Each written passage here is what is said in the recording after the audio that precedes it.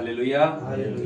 तो हम लोग थोड़ा सा देखते हैं कि आज बाइबल हमसे क्या कहती है और दाऊद इस तरीके से किस तरीके से मतलब जो है बाइबल में दर्शाया है, क्योंकि दुष्ट अपनी अभिलाषा में घमंड करता है। दुष्ट का जो जीवन है और जो भी उसकी अभिलाषाएं हैं उसमें वो बहुत घमंड करता है कि मेरे पास पैसा है, मेरे पास ये है, मेरे पास ये है, बहुत है ना, बहुत कुछ अपने आप को सोचता है दुष्ट। पर बाइबल बताती है कि लोभी क्या करता है, क्या करता है, त्याग देता है। परमेश्वर को क्या करता है, त्याग देता है। त्याग देता है। क्योंकि दुष्ट की जो अभिलाषाएं हैं उनको देखते हुए अगर देखा जाए तो वो लोभी परमेश्वर को त्याग देता है। क्यों, ऐसा क्या कारण है? लोभ के बारे में क्यों परमेश्वर ऐसा बात करना चाहते हैं कि लोभी परमेश्वर को त्याग देता है? आज सारी दुनिया क्यों परेशान है? सारी दुनिया के पास परमेश्वर की शिक्षा नहीं है, परमेश्वर का वचन नहीं है। मनुष्य पैदा होता है, माँ बाप जैसे चलते चले आए और वैसे ही बच्चों को सिखाते हैं, वैसे सिखाते हैं, बच्चा वैसे ही अपना जीवन यापन करता है। बहुत ज्यादा करेंगे तो बच्चों को पढ़ाई के लिए स्कूल दे देंगे, स्कूल में शिक्षा है ना, संसार की तौर पे सिखाया जाता है। पर आत्मिक ज्ञान मनुष्यों के पास कहां है?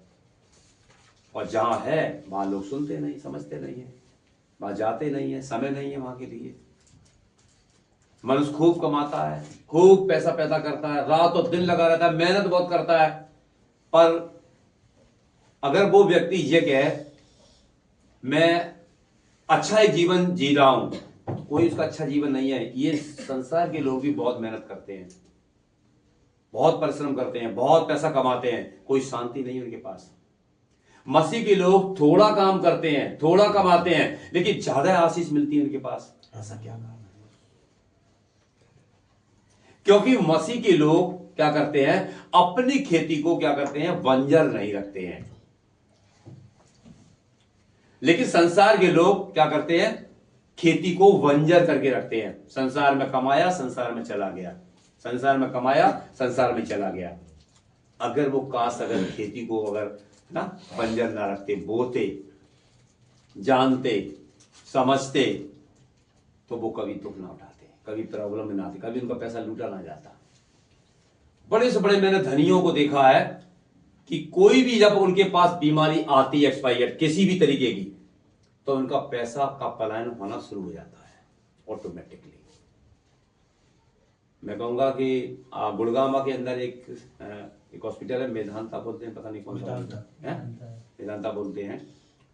वहां ऐसा सिस्टम है कि जो ऑपरेशन अभी हम देखेंगे आगरा में या कहीं पर भी होगा, वो 30,000 में होगा, तो वहां 1 लाख में होगा। और जितना भी धनी मनुष्य है वो वहां जाते हैं। अगर कोई एक आध निकल भी आए तो साफ इलाज अच्छा हो गया, पर कोई भी बीमारी ऐसी भी लग जाती है कि वो बचता ही नहीं है। तो कहते हैं पैसा भी नहीं बचा पाया। बात क्या है, क्योंकि वो उनके पास बोने वाली खेती नहीं है, उनके पास बोने वाली खेती नहीं है। उनको तो सिर्फ लाओ लाओ लाओ लाओ यही लगा रहता है। जितना कमाए, रात दिन कमाए, टाइम नहीं है, टाइम नहीं है, टाइम नहीं है। जितना कमाएंगे इकट्ठा करेंगे, और इकट्ठा करने के बाद वो पैसा का पलायन हो जाता है, वो अपनी जगह बना लेता है। पर मसीह के पास खेती है, और ये खेती हमें पवित्र शास्त्र के द्वारा मिली है। जब हमने उद्धारकर्ता प्रभु यीशु मसीह को अपने जीवन में लिया है, हमें एक खेती मिल चुकी है। अगर हम कहेंगे एक हिसाब से कि बाइबल में ऐसा लिखा हुआ है कि एक व्यापारी आया और व्यापार करने के लिए क्या है, वो जब अपने घर से निकला तो धन संपत्ति लेके चलेगा, वो तो पैसे भी। तो बताते हैं कि उसका बारे में ऐसा दृष्टांत करके लिखा हुआ है कि एक व्यापारी ने क्या किया, अपना सब कुछ बेच दिया, और एक खेत के बारे में पता लगा इसमें खजाना है, और वो खेत को ही ले लिया। उस व्यापारी ने सब बेच दिया, अपना घर मकान जो कुछ भी था सब हटा दिया, और हटाने के बाद एक खेत ले लिया, और उसमें खजाने के बारे में पता चला तो लिखा कि उसने एक खजाने वाला खेत को खरीद लिया, तो उसने सब कुछ बेच दिया। मतलब जब मसीह के पास जब मनुष्य आता है तो सब कुछ उसका छूट जाता है, संसार की सारी रीत रिवाज चली जाती है, संसार की सारी बातें, जितना भी मनुष्य जी रहा है वो सब बातें चली जाती है। नए सिरे से जो हमने खरीदा है वो है प्रभु यीशु मसीह। हालेलुया। उस व्यापारी ने प्रभु यीशु मसीह को ले लिया। खरीद का मतलब समझ रहे आप? सब कुछ बेच दिया और उस खेत को यीशु मसीह को ले लिया। अब यीशु मसीह में आने के बाद क्या है कि हमारे पास एक खेती आ गई। यीशु मसीह में जब भी हम बोते हैं, जब भी हम उस खेत में दाना डालते हैं, तो वो एक अच्छी फसल लेकर आता है। यीशु मसीह में कभी भी, मैं आपको फिर कहूंगा, बोने वाला गरीब नहीं है, कभी भी कहीं से भी बीमार नहीं है, कलह कलेश नहीं है। क्यों? क्योंकि आपने जीवित एक उद्धारकर्ता परमेश्वर के पुत्र को अपनाया है। हालेलुया। और परमेश्वर पिता प्रभु यीशु मसीह इस बात के लिए कहते हैं कि जैसा तुम पिता का आदर करते हो वैसा पुत्र का भी आदर करना सीखो। और पुत्र का आदर करना बहुत जरूरी दुनिया में, लेकिन इस दुनिया जानती नहीं पुत्र को। उस पुत्र को जो परम पिता का परम धन्य योग्य परमेश्वर जो है, उस पुत्र को समझने की कोशिश भी नहीं करता, न जानने की कोशिश करता। एक अपलक्ष्य लगा देता है कि ईसाई। इस बाइबल के अंदर मैंने कई बार बाइबल को पूरा पूरा पढ़ लिया। इसमें 66 पुस्तकें हैं, अभी तक मुझे एक शब्द नहीं मिला ईसाई। फिर भी लोग बदनाम क्यों करते हैं? क्योंकि इस संसार में जो शैतान अपनी सेना को लेकर, बटालियन को लेकर कब्जा किए हुए है, वो कभी भी परम पिता तक पहुंचने ही नहीं देता है। वो पहुंचने ही नहीं देगा। इस पवित्र शास्त्र को पकड़ने नहीं देगा, ढूंढने नहीं देगा, पिता के पास जाने नहीं देगा, चर्च में विरोध करा देगा। जबकि मसीह यीशु के लोग कभी गालियां नहीं देते, झगड़ा नहीं करते हैं, उपद्रव नहीं करते हैं, कोई भी गंदा शब्द उनके अंदर नहीं मिलता है, तब भी वही हालत है। कभी भी प्रभु यीशु मसीह के लोग किसी के धर्म पर ठेस पहुंचाने के लिए नहीं जाते। मैंने तो नहीं सुना आज तक कि उन्होंने ठेस पहुंचाई किसी को। आज तक का मैं रिकॉर्ड बता रहा, जबकि खूब विरोध करते संसार में, लेकिन तब भी ये नहीं सुना है कि मसीह के लोग उनके मंदिर पर हमला कर दिया, उनके मस्जिद पर हमला कर, वो ऐसा कर रहे हैं, वैसा मसीह के लोग ऐसा कर रहे हैं। कोई भी नहीं करता है। मसीह को सताया जाता। आपने देखा होगा, इसराइल बोलता नहीं किसी से, शांत प्रिय देश है, लेकिन जब उसको कोई छेड़ता है 100 1 से 10 रॉकेट दागते हैं, है ना, जब उसका नुकसान हो जाता है तब वो बोलता है। नहीं, बोलता नहीं है, बिल्कुल शांत, क्योंकि प्रभु ने उसको शांति दी है। और उस यरूशलेम से, उस इसराइल से परमेश्वर का वचन ऐसे भाग रहा है, ऐसे दौड़ रहा है कि आज हमारे बीच में भी आ गया। जितना उस पर लोग पत्थर फेंकते हैं या जितना भी गोलियां बरसाते हैं, उतना ही ग्रेस बढ़ती जाती है, क्योंकि सारी दुनिया में प्रभु का वचन आज हवा की तरह फैल रहा है। जो कोई विश्वास करे, जो कोई विश्वास करे। मानते हैं 16-17 साल पहले मेरे पास परमेश्वर का वचन आया, हम भी दुखी थे, हम भी परेशान थे, हम भी कलेश में थे, हम भी व्यभिचारी थे, हम भी गंदे कामों में लिप्त थे, हम भी परमेश्वर को नहीं जानते थे, संसार की जिंदगी जीते थे। परम पिता का खाना भोजन हम भी जगह जगह ले जाया करते थे, नहीं जानते थे ईश्वर को। जब हमने ईश्वर को जाना, यीशु मसीह को पहचाना, तब हमें पता चला है कि दुनिया में एक ही ईश्वर है, एक ही परमेश्वर है, और वही उद्धार करता है, वही उद्धार देता है, मोक्ष देता है। उसके अलावा हमें कोई दूसरा नाम, तीसरा नाम, चौथा नाम नहीं मिला है। एक ही नाम में उद्धार है, जीवन है, मोक्ष है, मैं बताते हैं, और वो नाम है प्रभु यीशु मसीह। Hallelujah, hallelujah.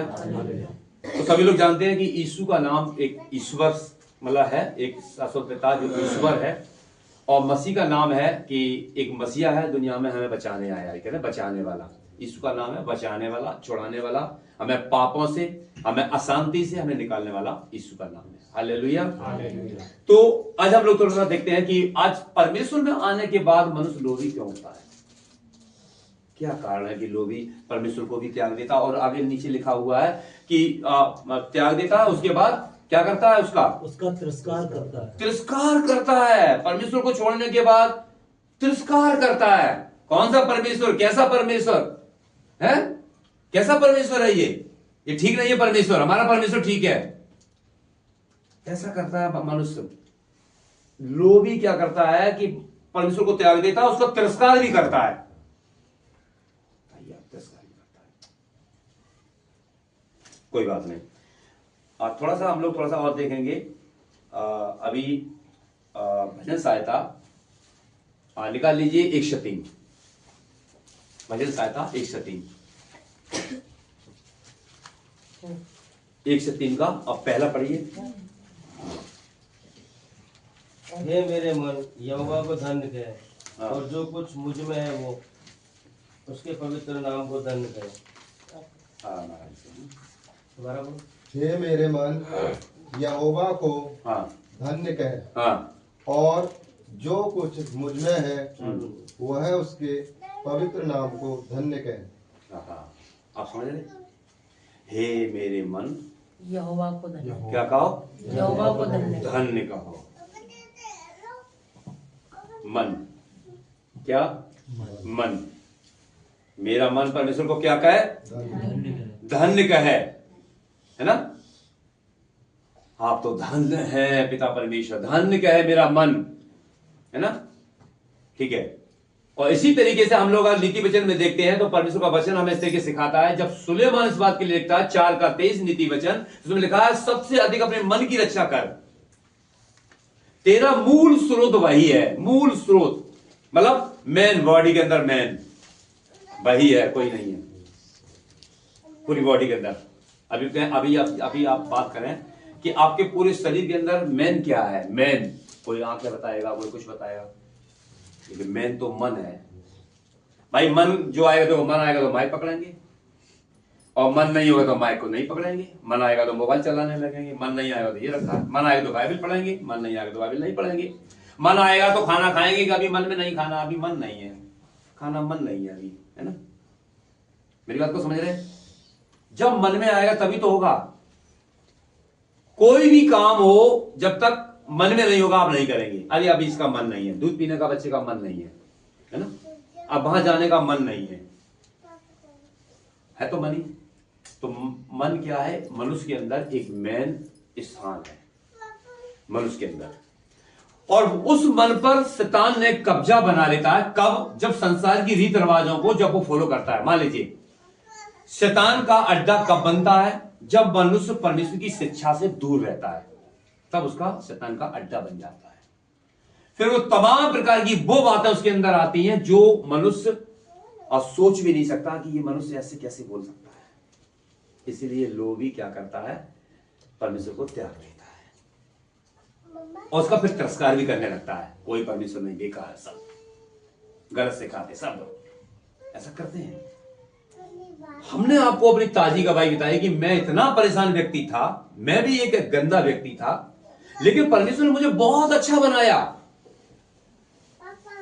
अगर हम ये क्या मैं अपने आप से ऐसा बन गया, ऐसा हो गया, कभी नहीं हो सकता है, क्योंकि मन जो करता था वही करते थे,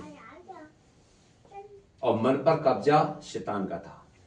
जब शैतान का कब्जा हम यीशु मसीह में आए, उसके बाद हट गया। अब इस मन पर कब्जा परमेश्वर पिता का हो गया। अब जैसे परमेश्वर पिता चलाएगा वही होगा। इसलिए दाऊद कहता है कि हे मेरे मन, यहोवा को धन्य धन्य कहो। जो कुछ भी मुझ में है यहोवा को धन्य कहो। सीखो दो कड़ियों से, सीखो। जो कुछ भी मुझ में है। अब बताइए मन से बड़ा क्या है? क्या है मन से बड़ा? यही तो सीखना है। क्या है बताओ, आप लोग बताओ, मन से बड़ा क्या है? कुछ नहीं है? जब मन हमारा होगा तभी तो हाथ चलेगा। मन होगा चोरी करेंगे। मन पैर जो कुछ भी है, मतलब पूरा शरीर मन पे चल रहा है, मन, है ना? तो अब यहां पर आती कड़ी, जो कुछ भी मुझ में है यहोवा को धन्य कहो। क्या है मुझ में? अब मुझ में क्या है सो बताओ, मुझ में है क्या? जो दाऊद कहता है जो कुछ भी, जो कुछ क्या है? जो कुछ क्या लिखा? पढ़ो इसको। तो आपको समझ में आएगा थोड़ा सा। हे मेरे मन हाँ यहोवा को धन्य कहे, ठीक है। दूसरी कड़ी, और जो कुछ मुझ में और सुनो यहाँ पे और लगा है, और जो कुछ, हाँ जो कुछ मुझ में है हाँ वह उसके पवित्र नाम को धन्य कहे। क्या है? बाइबल तो पढ़ते ही हैं कि नहीं, सुनते भी हैं। अब यहाँ पर हम थोड़ा सा कहते नहीं, एक थोड़ा कुछ सीखना है यहाँ पर कि क्या है मुझ में।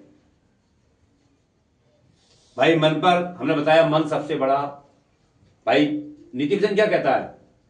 तेरा मूल स्रोत, यानी कि पूरे शरीर का एक मेन जगह मन है, मन। तो अब जो कुछ भी, अब जो कुछ और रह गया इसका मतलब, जो कुछ भी मुझ में है उसके पवित्र नाम को धन्य कहो।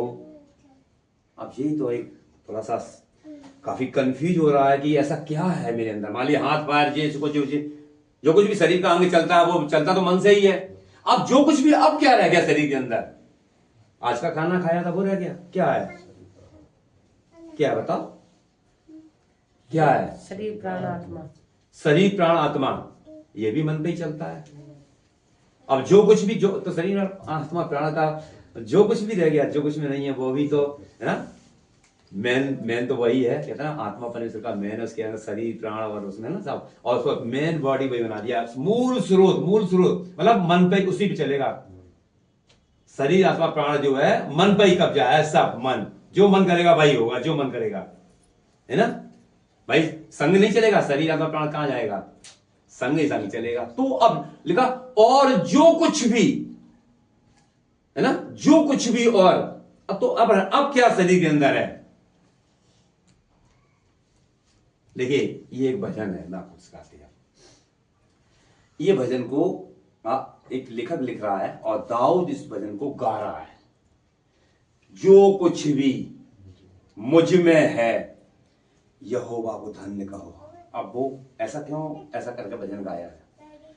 जो कुछ भी मेरे पास है ये भी उसको धन्य कहो। जो कुछ भी मेरे पास है ये भी उसको धन्य कहो। नहीं समझे? देखिए मन का तो सब आ गया, मूल स्रोत वही है। और जो कुछ, मतलब जो कुछ मेरे पास धन संपत्ति है ये भी उसको धन्य का है। जो कुछ भी मेरे पास है। तो दाऊद ने तो बहुत कुछ, आपको मालूम है लड़ाई जब दाऊद लड़ता था तो लूट का भी इलाका था। ऐसा मत सोचिए। दाऊद फलिस्तीनियों को जब मारता था, जब वो लड़ता था, तो तमाम हसले, तलवार वगैरह, हसले नहीं चलते थे, तलवार वगैरह चलती थी, या तमाम है ना लड़ाई वाले अस्त्र शस्त्र, ये सब लूट के लाता था। धन संपत्ति रहती थी वो भी लूट के लाता था। उनके सब है ना झोपड़ियों में से सब माल निकलवा लेता था, सब खजाने में लाता था। बहुत रुपया उसके पास था। लेकिन तो वो इस बात के लिए भजन गा रहा है और यही कह रहा है कि हे मेरे मन, यानी मन मतलब मैन हो गया, इसके संग पूरा शरीर चला गया। मना नहीं मालूम मेरा मन लगा हुआ, मैं कितनी कोसों दूर चले जाएंगे, मन तो मन है ना। लेकिन लिखा और जो कुछ मुझ में है, यानी जो कुछ मेरे पास है वो भी यहोवा को क्या कहे? धन्य कहे। तो दाऊद की एक इच्छा थी कि हम परमेश्वर का एक बढ़िया सा सुंदर सा घर बनाएं, लेकिन परमेश्वर नहीं चाहते थे कि ये अपने हाथों से इसे बनाए। पर उस मंदिर के लिए तमाम बताते हैं कि जो सिस्टम था, जैसे मान लीजिए लोहा है, तांबा है, पीतल है, सोना है, चांदी है, जो भी कुछ है वो सब बहुत कुछ इकट्ठे करके रखा था। तो इसलिए वो आनंदित रहता, लेकिन दाऊद नाच नाच के घूम घूम के गाता था, बहुत आनंदित रहता था, मगन। क्योंकि धन संपत्ति इसके पास है तो मगन के भाई तुम्हें क्या चिंता, तुम्हारे पास सब है। वास्तव में सब था। आज मसीहों के पास पूरा आनंद रहता, भरपूरी रहती है पूरी। जो लोभी होता ना, लोभी और लालची, वो कभी जीवन में ग्रेस पाता ही नहीं है। उसके अंदर बाई लगी रहती है, कुछ मिलेगा, खर्च नहीं करेंगे। मसीह के लोग जो ओरिजिनल है ना, खुदा पर पूरा भरोसा रखते हैं, पूरा उस पर जो वो कराएगा भाई ठीक है।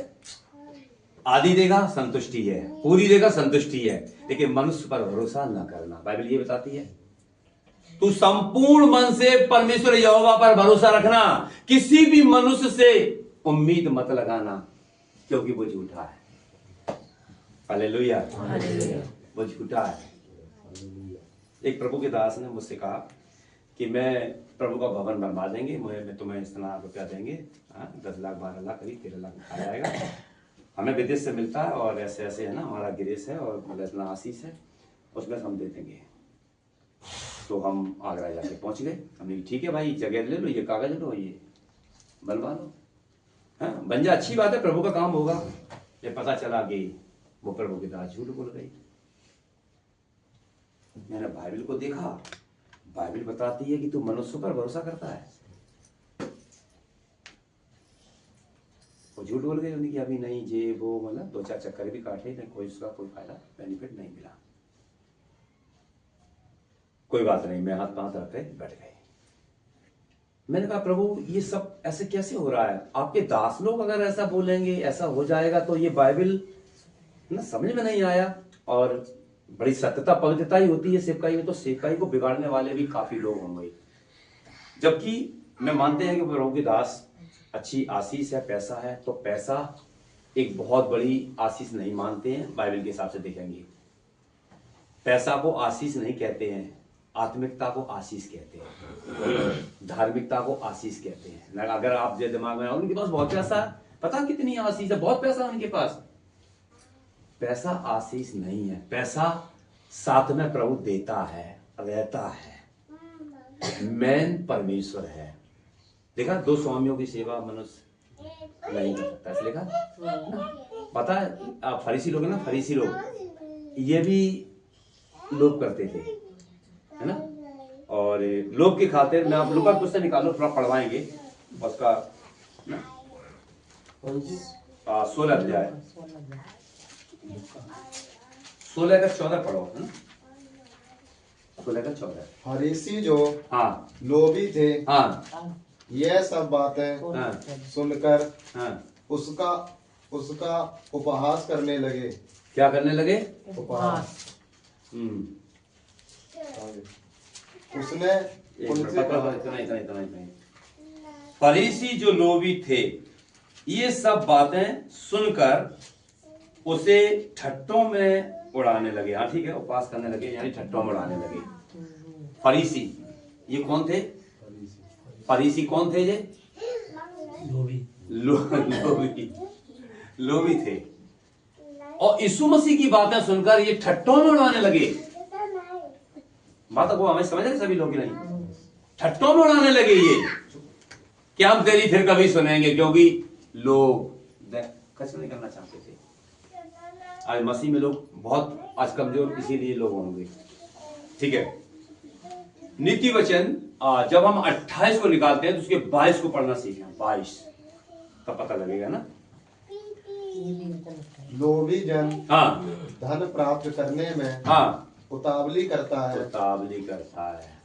और नहीं जानता कि वह हाँ घटी में पड़ेगा। आप समझ रहे हैं सभी लोग, ये लोभियों की तो बड़ा स्थिति खराब है। लोभी, उसे मालूम ही नहीं है कि वो घटी में आने वाला है, उसे नहीं मालूम है। धन प्राप्त करने में बहुत उतावली करता है, पैसा कमाऊं परमेश्वर के लिए, है कुछ नहीं। तो उसके पास जब खेती परमेश्वर ने दी है तो वो खेती को बोता क्यों नहीं है, बंजर क्यों डाले? अरे अभी तक मेरी जिंदगी इसी में चली गई थी, और जब प्रभु यीशु मसीह मिल गए, एक अच्छा खेत खजाना मिल गया, तो मैंने सब कुछ बेचा और उस खेत में बोना शुरू कर दिया। वही तो खजाना हमारा तैयार होके आ रहा है। यीशु मसीह में आपका 10 का नोट भी अगर इसमें आ गया तो याद रखना, ये पैसा परमेश्वर आपको वापस देता है, वापस। वो भी 10 ही नहीं देता है, 10 का 30, 60, 100 गुना बड़ा कर देता है। और ये बात मैंने 10 रुपए दान डालने से सीखा था 17 साल पहले। चर्च के अंदर मैं जाया करता था और 17 साल पहले मैंने सीखा था। 10 रुपए डालते थे तो ऑटोमेटिकली घर में शांति, पैसा का बढ़ोतरी ऑटोमेटिक। लेकिन फिर भी पैसे पे मन नहीं लगाया। बाइबल बताती है कि तू परमेश्वर की ओर दौड़ता जा, पैसा पीछे आने दे। पैसा की रास्ता पीछे से खुली हुई है, बस तू परमेश्वर का काम करता जा। मैं एक दुकान चलाता था, परमेश्वर की आवाज हुई कि दुकान बंद कर। मैंने कहा प्रभु खाएंगे पिएंगे क्या, दुकान बंद कर। मैं दुकान बंद करी। प्रभु ने मुझे 2 ठेके दिए, मुझे ठेकेदार बनाया, 2 कॉलेजों का ठेकेदार बनाया, और ठेकेदार में से हमें प्रभु ने पैसा कमाया। और 8-10 साल ठेकेदारी में रखते हुए प्रभु ने लॉकडाउन के समय में हमें वहां से हटा दिया। बोले अब तेरे लिए नहीं है ना, काम कर बस मेरा। ठेका था तब भी प्रभु ने खूब बढ़ाया। मसीह में आए तो प्रभु ने आत्मिकता में हमें इतना बढ़ाया ताकि हम और बच्चों का, है ना, एक जीवन को अच्छा बना सकें। हालेलुया। बाइबल बताती है कि जिसके पास शिक्षा नहीं, बाइबल अगर पढ़ भी लेते हैं, मान लीजिए अगर उसका ज्ञान नहीं मिल रहा, आपको प्राप्त नहीं हो रहा है, मानते हैं कि दाऊद ने कहा कि हे मेरे मन तू यहोवा को धन्य कर, जो कुछ भी मुझ में है, यानी जो कुछ मेरे पास है यह भी धन्य का है। जो कुछ मेरे पास है, जो कुछ मुझ में है, मतलब अगर मेरा है तो वो मेरे पास ही तो होगा। मुझ में है भाई, मेरा ही तो है सब। यह भी यहोवा को धन्य का है। तो संपत्ति को छोड़ दिया सुलेमान ने, संपत्ति फिर मांगी नहीं। इतना पैसा दाऊद ने दे दिया तो संपत्ति सुलेमान ने नहीं मांगी। और यही परमेश्वर का जब दर्शन पाया कि प्रभु जो भवन में बनाऊं इसमें बहुत लोग जीवन यापन करें, अब मैंने प्रार्थना आपसे किया है कि परमेश्वर मेरे जीवन में अपने दर्शन के अनुसार मुझे चला। परमेश्वर कहते तुझे चाहिए क्या, हमें समझ और बुद्धि दे कि मैं अपनी बाप की संपत्ति को अच्छे से इस्तेमाल कर सकें, बाप के नाम को हम आगे बढ़ा सकें। हमें पैसा नहीं चाहिए, नहीं चाहिए। सुलेमान कहता मुझे पैसा नहीं चाहिए। आज मसीह लोग क्या कहते हैं, पैसा चाहिए। हम पैसे की खातिर हम क्या कहूंगा, मैं क्या कहूंगा कि हम कुछ भी ढील सकते हैं। मुझे पैसा चाहिए। सुलेमान कहता मुझे पैसा नहीं चाहिए, मुझे समझ और बुद्धि दीजिए कि मैं बाप की धरोहर को, संपत्ति को मैं इसी में अच्छे से आगे बढ़ सकूं। इसका मतलब जितना है उसी में कमाएंगे और आगे बढ़ेंगे। लेकिन सुलेमान तो इस बात के लिए परमेश्वर से कह रहा है, लेकिन परमेश्वर की इच्छा देखिए आप, परमेश्वर की इच्छा देखिए कि मैं तुझे समझ बुद्धि तो दूंगा ही, लेकिन इसके साथ साथ मैं तुझे धन संपत्ति भी दूंगा। और धन संपत्ति भी दिया परमेश्वर ने, और धन संपत्ति इतना दिया कि शिवा की रानी दक्षिण से धन को लेकर, सोना को लेकर, है ना, ज्ञान और बुद्धि के वचन को सुनने के लिए आ रही है। बताइए आप, परमेश्वर के पीछे मनुष्य कम भागता है, पैसे के पीछे ज्यादा भागता है। कौन सी संस्था ज्यादा देगी, कौन क्या करेगी, कौन क्या करेगी, कौन क्या करेगी। मत भाजो, खुदा के पास है सब कुछ। अगर आपने बाइबल से अगर कुछ प्रभु से मांगा है कि प्रभु हम तो ज्यादा नहीं जानते लेकिन आपकी आत्मा हमें कुछ दे, तो मैं इसमें कुछ पाऊं। खुदा इसी बाइबल के अंदर जो खजाना बताते हैं बाइबल के अंदर, यही आपके पास है, आपके पास है। अगर आप परमेश्वर से एक दीन और दुखी होकर अगर मांग लेंगे, प्रभु आपको देगा। अकड़ के घमंड की प्रार्थना करेंगे, प्रभु सुनेगा नहीं। बाप रोता है, बच्चा रोता है, बाप क्या करता है, बच्चे को, है ना, पुचकारता है, क्या खाओगे, ये दोगे, ये दोगे, कुछ ना कुछ देता है। आज वही स्थिति है। हमारा जो आत्मिक पिता है हमारे आंसुओं को देखता है, हमारी रुबास को देखता है, हमारी दीनता को देखता है, हमारी नम्रता को देखता है। हमारे अकड़ घमंड जे जे जे जे नहीं चाहिए परमेश्वर को कुछ भी। ये नीति वचन 14 अध्याय, नीति वचन 14 अध्याय उसका 10 पद पढ़ो। 10 नीति वचन 14 अध्याय उसका 10। मन अपना ही दुख जानता है। बस यही तो बात है कि मन अपना ही दुख जानता है। और परदेसी उसके आनंद में हाथ नहीं डाल सकता। हाँ, मन तो सिर्फ अपना ही दुख जानता है, लेकिन बाहर का व्यक्ति कोई भी हाथ नहीं डाल सकता है। हिम्मत नहीं है किसी की, बाहर का आदमी कोई भी अगर, है ना, उसके दुख में क्यों क्या कर सकता। आप दुखी हैं, हम आपके लिए क्या कर सकते हैं बताइए आप? रोते रहो, चिल्लाते रहो, बैठे रहो, बाहर का कोई व्यक्ति हाथ नहीं डाले, कोई आपसे बात भी नहीं करेगा, और करेगा भी तो आपको वो संतुष्टि शांति नहीं मिलेगी, नहीं मिलेगी भाई। कुछ लोग ऐसे भी हैं, जब 14 का 14 को पढ़ते हैं, 14 का 14 पढ़ो, जो बेईमान है, नहीं 14 का 14 नीति, जिसका मन ईश्वर की ओर से हाँ, जिसका मन ईश्वर की ओर से हट जाता है, वह अपनी चाल चलन का फल भोगता है, वो अपनी चाल चलन का फल भोगता है। परंतु भला मनुष्य आप ही आप संतुष्ट होता है। समझ रहे हैं आप पूरी बात? बाइबल है आपके पास, संतुष्टि पाने के लिए बाइबल है। हम यही आपसे अब कहना बताना चाहते हैं कि अगर हमने मसीह को पहचान नहीं पाया तो हम लोग भी करते रहेंगे, लालच भी करते रहेंगे, और आपने मसीह को पहचान लिया, ना मेरे अंदर लोभ रहेगा, ना मेरे अंदर लालच रहेगा। मैं 3 चीजें तो शुरू से सिखाते चले आए, क्योंकि ये 3 चीजें बहुत मतलब मनुष्य को गिरा देती है। मान कौन कौन सी? 3 चीजें हैं, लोभ, लालच, स्वार्थ। 3 चीज समझ रहे हैं? लोभ, लालच और स्वार्थ। ये तीनों बहनें हैं। मेरी बात को समझने की कोशिश करना। तीनों बहनों का एक साथ रहता है हमेशा, ये तीनों का साथ रहता है। मालूम क्या? तू चल मैं ऐसा करूंगी, तू चल मैं ऐसा करूंगी, तू चल मैं ऐसा करूंगी, लेकिन तीनों ने मनुष्यों को बांध लेती है। जिस घर में आती है वो ऐसे ही बांधती है। आपने देखा मसीह में कोई अगर व्यक्ति आता है, अपना स्वार्थ पूरा किया, जे गए पत्नी गली से, होता कि नहीं? ऐसा होता कि नहीं? मालूम क्यों ऐसा होता? स्वार्थ पूरा हो गया, ये गए, और दोनों जी बहनें और रह गई है। कौन कौन सी रह गई? लोभ और लोभ और लालच। ये क्या करती है? ये लोग आगे बढ़ने नहीं देते, क्योंकि देंगे ही नहीं कुछ, और एक दिन क्या करेंगे? परमेश्वर को त्याग देंगे, फिर उसको तिरस्कार करेंगे। अरे सर कोई परमेश्वर नहीं है सर, ऐसी बात है, ढोंग ढकोसला है सर, है ना, कुछ नहीं है सर, ये बोलते कि नहीं? वो ढोंग ढकोसला नहीं है, क्योंकि वो लोभी है, इसलिए उसने त्याग दिया। अब आ गया लालची, है ना? अब लालची आ गया। लोभ है तो लोभ के साथ ही है, देंगे नहीं तो कुछ लेने की, ये माइक हमको मिल जाए ना, लेने की इच्छा रखेंगे। मेरी बात को समझ रहे? यही स्थिति बनी हुई है, ये तीनों परमेश्वर के राज्य में वारिस होने नहीं देती। इसलिए इन तीनों को सबसे ज्यादा मैं प्रार्थना में मानता हूं। लोभ, लालच और स्वार्थ, ये 3 चीजें बहुत ज्यादा नुकसान पहुंचाती मनुष्यों को, आगे नहीं बढ़ने देती, ग्रेस नहीं आने देती।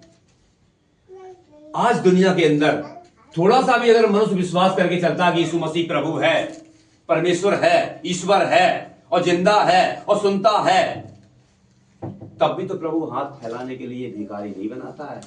तब भी मालूम क्यों?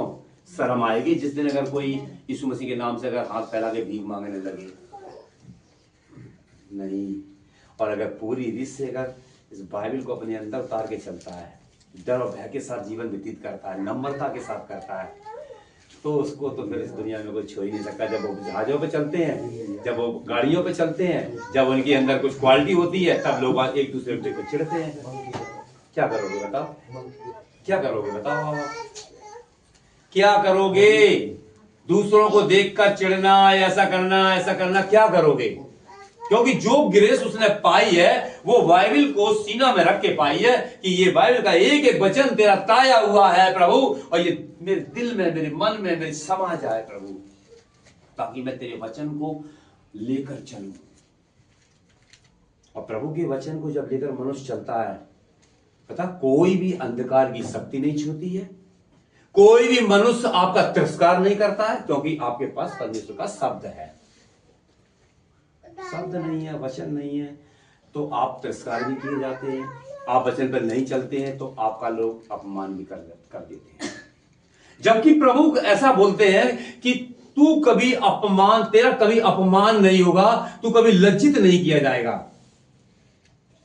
प्रभु ऐसा कहते हैं, मेरा जन कभी लज्जित नहीं होगा, कभी शर्म नहीं खाएगा, शर्मित नहीं होगा, कभी थकेगा नहीं, थकित नहीं होगा। समझ रहे मेरी पूरी बात को? प्रभु के लोग कहीं पर भी हो जाए दुनिया के अंदर, जो सच्चाई पे चलता है, जो सच, अगर सच्चे परमेश्वर को अपने जीवन में लेके चलता है, बाइबल के वचन को फॉलो करके चलता है, तो कोई दुनिया में नहीं गिरा सकता। ये तो सब कहने की बात है, उसके पीछे पड़ेंगे तो बहुत पूरी बटालियन पछाड़ी जाती है। निकलने वाला निकल जाता है। कभी देखा कोई अगर कलसिया में नेगेटिव बढ़ने लगे तो उसको देखकर लोग चढ़ने लगते हैं, तो ज्यादा मिल रहा है। तुम्हें मालूम उसने किया क्या है? ये डिब्बा रखा है, इसमें मालूम नहीं उसने क्या बोया था, मालूम ही नहीं है। किसे मालूम है? खुदा को मालूम है। और खुदा ने ये बात दर्शाया कि प्रभु यीशु मसीह ने जब देखा एक विधवा ने जब दमड़ी डाली तो प्रभु यीशु मसीह ने उसको डालते समय ही देख लिया, और ऐसा नहीं देखा था कि देखे डिब्बा में क्या डाला। वो अंतर्यामी पिता है, ये दर्शा दिया गया था कि स्वयं ईश्वर है। और तुरंत वही जवाब भी दे दिया, उस धनी के सामने जवाब दे दिया, उस विधवा के सामने कह दिया कि सबसे ज्यादा अगर बड़ा दान दिया तो इस विधवा ने दिया, इसने कल के लिए चिंता नहीं की। और धनी तूने तो धन में से दिया है। दान धनी का भी खराब नहीं है, दान विधवा का भी खराब नहीं है, दान दोनों का मान्य हुआ। पर बताया क्यों गया कि इसने कल के लिए भी सब्जी के लिए व्यवस्था नहीं की। कहां से दूध सब्जी चाय के लिए कहां से व्यवस्था बनाएगी? ये सारी दमड़ियां डाल दी। और धनी ने तो धन में से दिया था। यहां पर हमें सीखने की जरूरत है। लोभी त्याग देता है, लालची हमेशा लालची करता रहता है, कुछ ना कुछ कुछ ना कुछ कुछ ना कुछ। देखिए प्रभु के दो शिष्य, दो चेले, पतरस के साथ एक चेला और है, और दोनों लोग क्या कर रहे थे कि मंदिर में जा रहे थे, है ना। और मंदिर कौन सा? यही है ना, आराधनालय, परमेश्वर का मंदिर जिसमें बाइबल का शब्द होता है, वो मंदिर। तो बाहर बैठे हुए थे, लंगड़े बैठे थे, भिखारी बैठे थे, है ना। उसमें बताते हैं कि एक लंगड़ा जो है, ऐसा बाइबल बताती है, और कुछ उम्मीद करके ही है ना कि कुछ मिल जाएगा ना, वो है ना, कुछ ना लंबे कपड़े आप पहन के, यहूदी तो थे ही ना।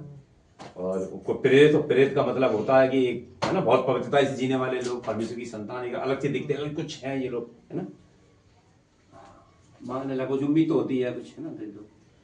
तो वहां दोनों शिष्य रुक गए, चेले रुक गए। उन्होंने कहा कि क्या चाहिए? कि मेरे पास ये तो सब कुछ नहीं है, लेकिन हाँ जो मेरे पास है मैं तुझे देता हूँ। अरे वो पवित्र लोगों को रोका तो क्या हुआ? तो यीशु मसीह के नाम से खड़ा हो जा और चल। फिर मंदिर चला गया, चिल्लाने लगा मंदिर में, बड़ी भीड़ में चिल्ला रहा है, मैं चंगा हो गया, चंगा। लोग देख रहे हैं, ये तो वही है तो भीख मांग रहा था। क्यों? तो भीख मांग रहा था, वही तो है। कि हाँ कैसे ठीक हो गया? अरे पता नहीं, ये दो व्यक्ति आए और उन्होंने कहा यीशु मसीह के नाम से चल। फिर चलने लगे। कहां है वो? कहां पर? भीड़ में ढूंढो। समझने की बात है, जो कोई प्रभु यीशु मसीह के वचन के अनुसार अपना जीवन जीता है वो कभी निराश में नहीं रहता है, आमीन। कभी दुखी नहीं रहता है। हम दुखी हैं, हम निराश में हैं, उसको चिंता नहीं, क्योंकि परमेश्वर करता है भरपूरी। परमेश्वर करता है भरपूरी, कोई नहीं करता भरपूरी हमारी, परमेश्वर करता है। वही चलाता है, वही खिलाता है, वही उड़ाता है, वही पहनाता है, वही सब कुछ करता है। इसलिए मैंने एक कड़ी को देखा है, कड़ी ऐसी है, मैं एक दिन भजन गा रहा था, जीवन की इस धूप छांव में कौन किसी का होता है। बताइए, जीवन की, मेरे जीवन की इस धूप छांव में कौन किसी का होता है ना। सब तो जुदा हो जाते हैं, सब कोई हमारे साथ नहीं रहता है, पर मसीहा हमें स्वीकार करता है। आमीन। कोई नहीं हमारा साथ देने वाला दुनिया में, अगर कहेंगे ये कोई नहीं देता है, लेकिन मसीह देता है। तुमसे किसी ने वादा किया हो कि मैं तुम्हारे लिए ये कर दूंगा, तुम्हारा ये करूंगा, तुम्हारे साथ, कोई किसी का कुछ नहीं करता है। जब मसीहा करता है तो रास्ता बना देता है ऑटोमेटिकली। तुम प्रभु यीशु मसीह पर विश्वास करने वाले लोग हो तो कोई सा भी मनुष्य तुम्हारे पास आएगा मदद के लिए, कुछ ना कुछ करेगा वो तुम्हारे लिए, क्योंकि ऊपर से आदेश हो रहा है और उस आदेश का पालन हर मनुष्य करता है, और वो है मन। जब प्रभु तुम्हारे मन में डालेगा तो तुम वैसा ही करोगे। प्रभु को अगर तुम अपना मन दे दोगे तो प्रभु अपने अनुसार तुम्हारे मन को चलाएगा। प्रभु को अपना मन नहीं दोगे, मन को कठोर करके रखोगे तो शैतान तुम्हें चलाएगा। सीधा सीधा है, बस स्पष्ट। प्रभु को अपना मन दे दो। इसलिए दाऊद कहता है कि हे मेरे मन, मतलब क्यों कहता है? क्योंकि मेरे मन को प्रभु तेरे लिए है। ये धन का मतलब है कि हम तुझे सराहेंगे, मेरा मन पर तेरा कब्जा हो। जो हमेशा बोलता रहे कि तू धन्य है पिता, बोलता रहे। और जो कुछ भी मेरे पास है ये भी कहे। ये सब दाऊद बोलता है, धन्य का। हम ना कुछ लाए थे और ना कुछ ले जाएंगे। हम तो मोबाइल ले जाएंगे, भैया 21,000 का लिया था, है ना, ये तो ले जाएंगे, ठीक है, इसका तो कोई बात नहीं है। धन संपत्ति ज्यादा पत्नी ले लेगी, बच्चा ले लेंगे, है ना, लेकिन ये तो ले जाएंगे, ठीक है। कुछ भी नहीं, मेरी पत्नी भी नहीं ले जाएगी, बच्चे भी नहीं ले जाएंगे। प्रभु के लिए टाइम नहीं है, टाइम नहीं है, टाइम नहीं। तो प्रभु कहता अच्छा मेरे लिए टाइम नहीं है, मरने के बाद आएगी। हाँ प्रभु, मरने के बाद तो देखा जाएगा। वो भी यहाँ पे घमंड उत्पन्न हो रहा है, मालूम क्या? मरने के बाद तो देखा जाएगा, किसने देखा क्या आप ही के पास आएंगे। मनुष्य पछताता है। लाजर और अब्राहम के बारे में ये आपने वचन को सुना होगा, है ना। अब्राहम की गोद में, है ना, एक रोगी, एक लाजर रोगी, है ना, जिसे कहते हैं घाव से भरा हुआ, और है ना, एक धनी भी मरा। तो बताते हैं कि बाइबल ऐसा सिखाती है कि वो धनी कहता है कि कैसे भी एक बूंद पानी की मेरी जीभ पर रख दो, क्योंकि जलन इतनी हो रही है। कैसा तड़पना होगा बताइए आप। छोटी सी गर्मी बर्दाश्त नहीं कर पाते, छोटी सी ठंड नहीं बर्दाश्त कर पाते, वो आपकी पीड़ा कैसे बर्दाश्त कर पाएंगे आप? अगर आज आप वचन को सुन रहे हैं, अब बाइबल बताती है इब्रानी की पत्री में, अगर तुमने उसका शब्द सुना, उसका वचन सुना, तो अपने मन को कठोर मत करो। मन को कठोर मत करो। अगर उसका शब्द सुन रहे हैं, परमेश्वर को समय देना सीखो। हमने भी दिया है, हम भी मैनपुरी छोड़कर आए हैं। हम भी कह सकते थे तो कोई बात नहीं, आप कर लो अपना जैसे भी है ना, आप कहाँ ठंड में जाएंगे, ऐसा नहीं बोल सकते। खुदा लेके आएगा, खुदा चलाएगा, खुदा बताएगा लोगों को, और भी बच्चों को बढ़ाएगा, खुदा गिरिस करेगा। जहां जहां घूमेंगे वहां प्रभु अपना काम करेगा। बाइबल बताती है तू जहां कहीं भी जाएगा मैं तेरे साथ होंगे। और ऐसा ही हुआ, जब प्रभु के शिष्यों ने काम किया तो प्रभु की अनॉइंटिंग देखी गई। बड़ा सामर्थ काम, बड़े बड़े काम चेलों ने किए। बाइबल बताती है पतरस की परछाई से लोग चंगे होने लगे। मंदिर में इतनी भीड़ होने लगी, चर्च में इतनी भीड़ होने लगी कि कोई भी रोगी अंदर तक नहीं जाता था, बारी ठीक हो जाया करते थे। बाइबल बताती है कि धर्मियों के बोलने से लोग चंगे हो जाते हैं। प्रभु के दास के पास फोन आना, बात कर लेना, चंगाई तो मिल गई। बड़ी ग्रेस होती है, मालूम क्या? देने वाला भाई है। एक साधारण मनुष्य के पास कुछ भी नहीं है, लेकिन परमेश्वर के जन के पास सब कुछ है।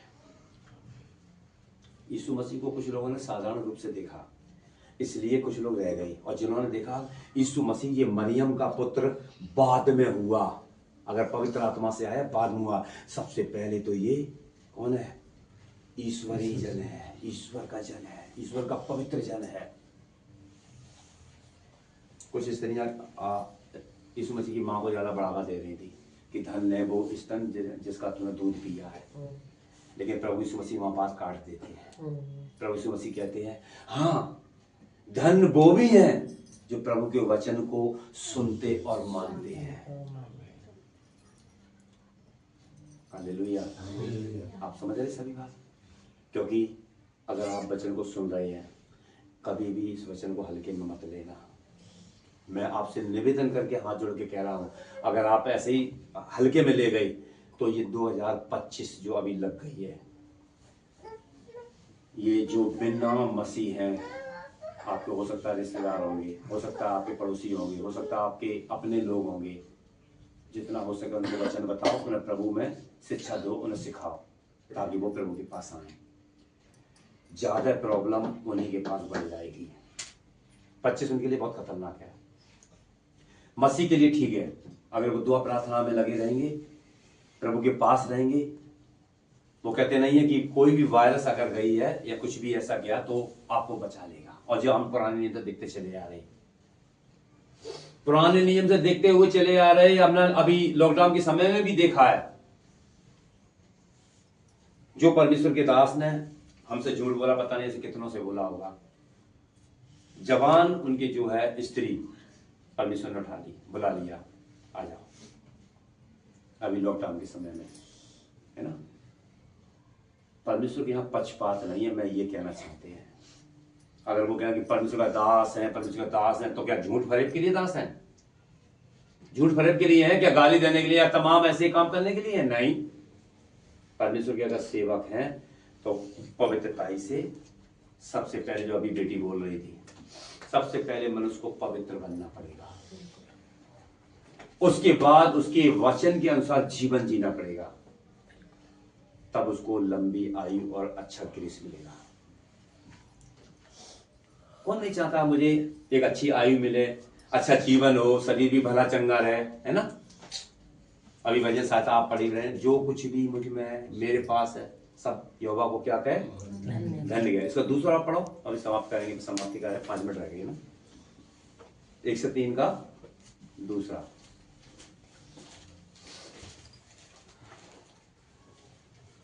हे मेरे मन, हाँ यहोवा को धन्य कह, हाँ और उसके किसी उपकार को ना भूलना। हाँ, बात तो ये आती है, उसके किसी उपकार को ना भूलना। उपकार तो किया ही होगा, बिना उपकार किए तो आप लोग नहीं आए। परमेश्वर ने उपकार नहीं किया है तो आप मसीह को यीशु कह ही नहीं सकते। कौन कहता बताइए? संसार में कोई कहता है? उपकार किया है खुदा ने। अगर मेरी बहन अगर नए प्रवास से आई है, पहली बार आई हो, जो भी आ रही है बहन, इसके जीवन में प्रभु उपकार करेंगे। आपके जीवन में किया तो इसके भी जीवन में करेंगे। बाइबल बताती है कि उसके किसी भी उपकार को ना भूलना। हेलो, कहां समझ में आ रहा सभी को? उसके किए हुए उपकार उसने किए है ना, हमारे जीवन में काम किए। सबके जीवन में गवाहियां, बड़ी बड़ी गवाहियां तभी प्रभु ने दिया है ना। तो हम तो कहेंगे सेवकों के जीवन में ज्यादा बड़ी गवाहियां होती हैं, मालूम, तभी वो सेवक बनता है। वो बड़ी कुश्ती लड़ाई लड़के आता है। विश्वासी बिलीवर, हर विश्वासी बिलीवर होगा, उसके जीवन में बड़ी गवाही होगी और तभी उपकार होंगे जो परमेश्वर किए है, तभी वो डटता है, न डटेगा नहीं। क्योंकि संसार खींचता रहता हमेशा, आ जाओ इधर रबड़ी है, आ जाओ इधर रबड़ी है, मलाई आ जाओ। लेकिन वो रबड़ी मलाई तुम्हारी विनाश का कारण है। तुम्हें लगता होगा थोड़ी दिन के लिए, थोड़ी देर के लिए, लेकिन सही नहीं है।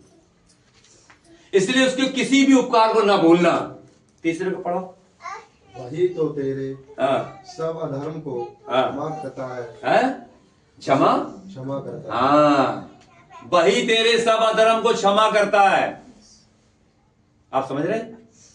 कोई भी तुम्हारा अधर्म का काम हो, वही तो एक है जिसको धन्य कहा जा रहा है।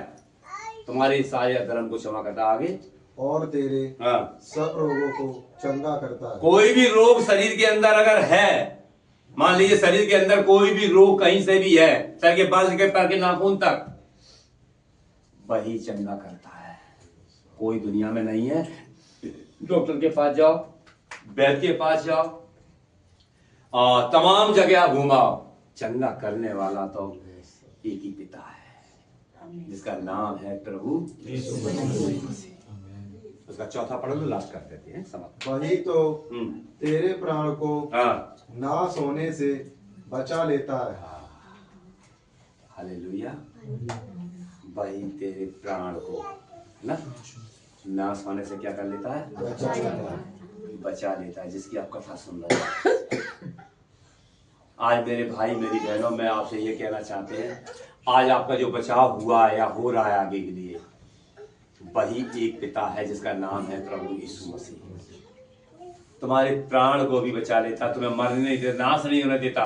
कब के नाश हो जाते, अच्छे अच्छे हमने देखा धुरंधर, बहुत पैसे में फूलने वाले लोग भी उठा लिए गए, लेकिन परमेश्वर ने हमें या आपको सुरक्षित रखा है। मालूम किस लिए? ताकि हमारा जीवन अच्छा होने के कारण हमारा पड़ोसी, हमारे रिश्तेदार, हमारे और भी लोग बचा लिए जाएं। Hallelujah, hallelujah. हालेलुया।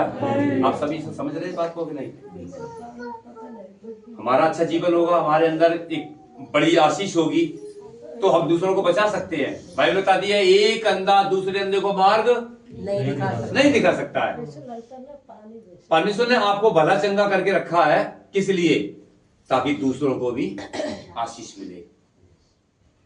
मान लीजिए कोई भी प्रभु के पास आएगा, भला चंगा अच्छा तो नहीं आएगा, है ना?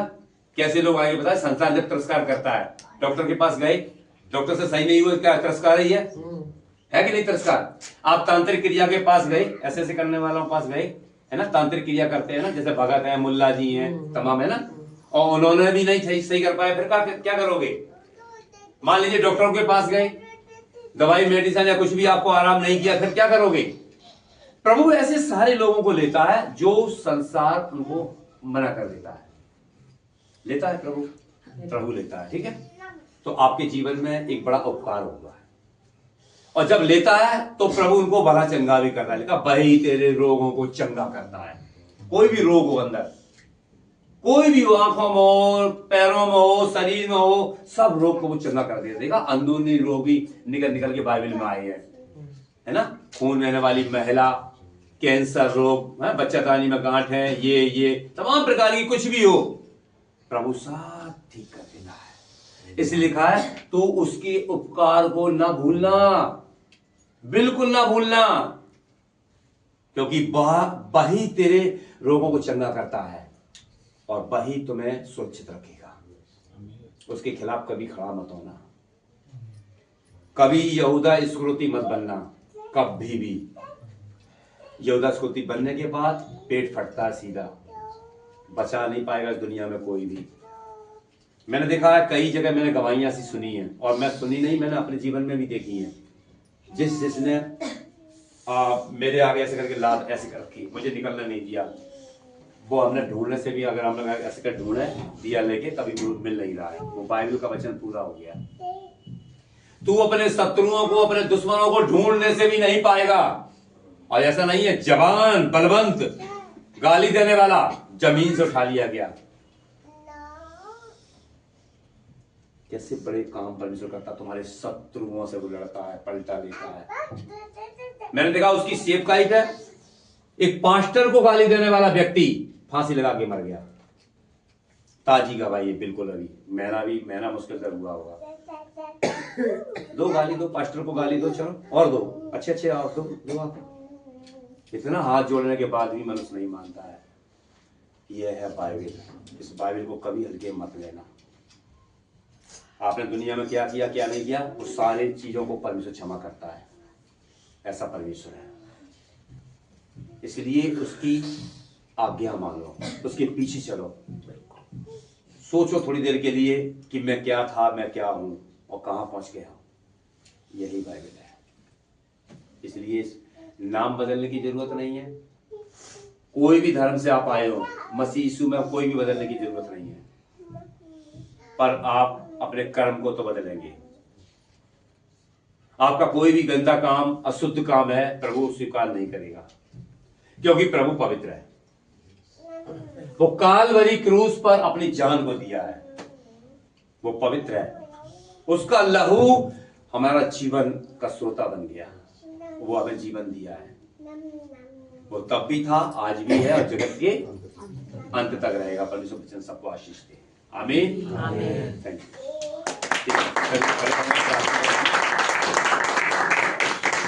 यू।